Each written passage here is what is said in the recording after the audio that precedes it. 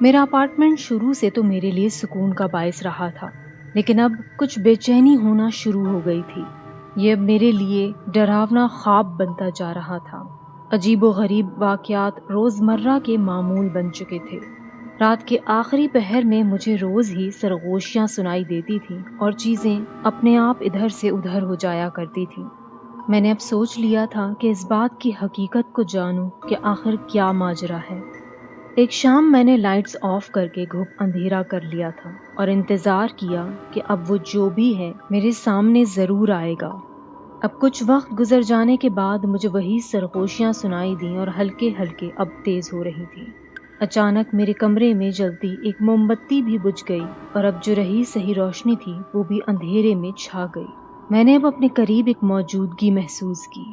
مجھے خوف آیا، میں بھاگ کے دوسرے کمرے میں جا کے دروازہ بند کر کے بیٹھ گیا، لیکن وہ سرگوشیاں میرے پیچھے پیچھے یہاں بھی آ گئیں۔ اچانک میری نظر میرے بیڈ کے نیچے پڑی ایک ڈائری پر پڑی۔ میں نے تجسس میں اٹھا کے دیکھا تو اس میں ایک ہی بات لکھی تھی۔ یہ پرانے کرایہ دار کے بارے میں تھی جس نے اپنا وعدہ اس کے ساتھ پورا نہیں کیا تھا۔ اب جیسے ہی میں نے آخری الفاظ پڑھے، سرگوشیاں بند ہو گئیں اور ہر جگہ ایک خاموشی چھا گئی۔